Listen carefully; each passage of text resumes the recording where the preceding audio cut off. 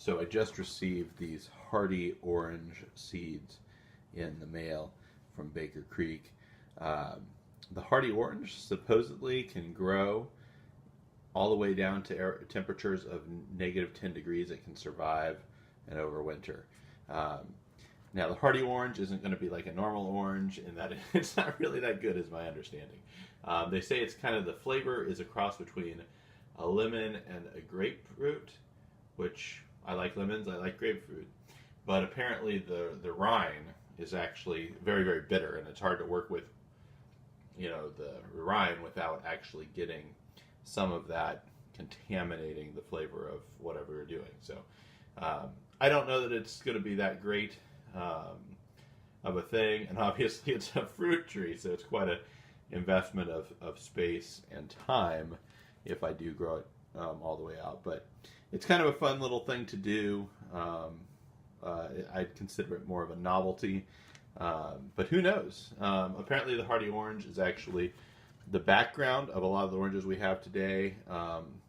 They apparently have very good rootstock, and so there are a lot of citrus groves that use the rootstock of the hardy orange. And my understanding is actually perhaps the standard navel orange has hardy orange background that's been bred, but I don't actually know. So that's just what I've heard. Anyhow, I'm going to go ahead. It says, within the first 24 hours of having this, you're supposed to start growing it to plant it out. So I'm going to do what it recommends here and soak the seed for up to 24 hours. So that's what I'll do. I will let you know how this goes, but it's just a fun little experiment here.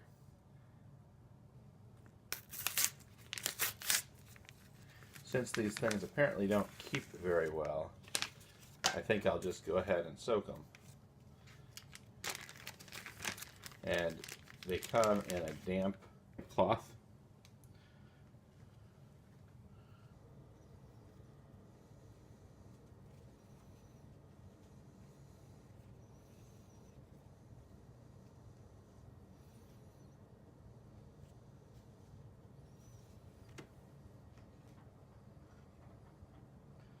So there is our hardy orange seed.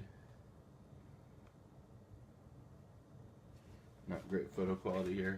I'm doing kind of weird lighting right now.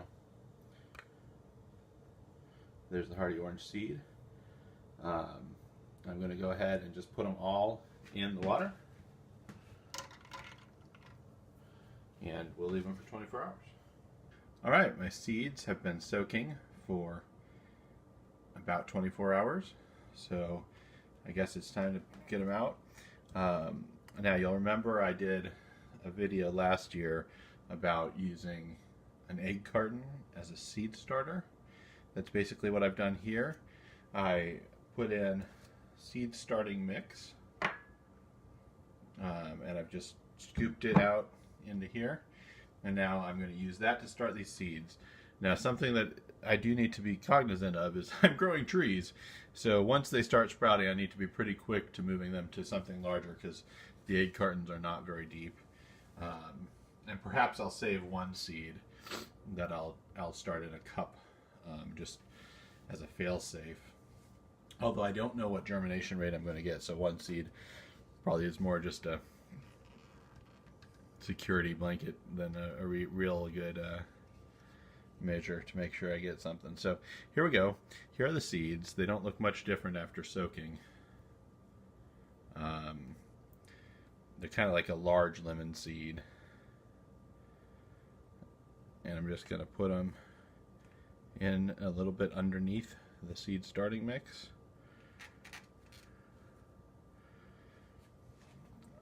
And we'll hope for the best here.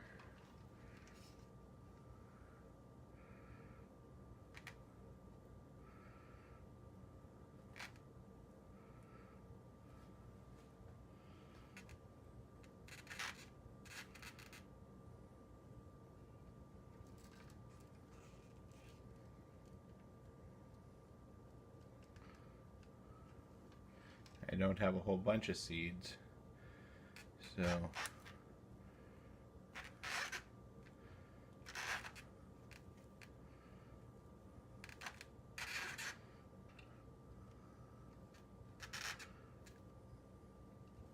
fishing for the bottom isn't easy.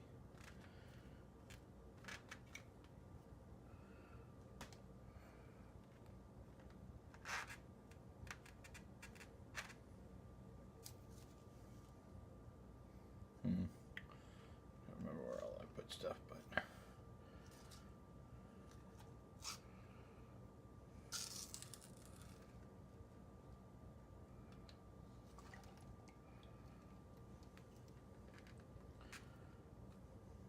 okay. Now I will just cover this with plastic wrap.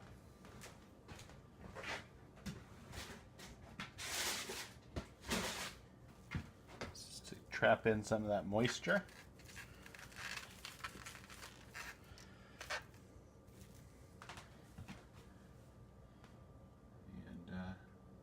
There we have it. Okay, for that one seed that I'm planting in a cup, I've got a cup here. I'm using the double cup method, and I've got some pretty dry municipal compost at the base of this. But then I'm going to still pour my seed starting mix right at the top in a pretty thick layer, just to make sure that there's a rich medium that will hold the moisture well for that seed to germinate. And I'm going to go ahead and pour the water that they've been sitting in, mostly in here, to help moisten that underlying compost. Probably, yeah, maybe a little more. Yeah, I think we're probably pretty good. And then I'll pull out this one remaining seed. Maybe.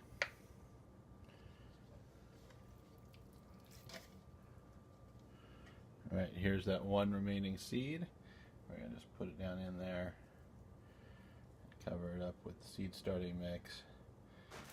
I'll go ahead and cover this one with just a Ziploc bag to help it retain moisture as that seed hopefully germinates.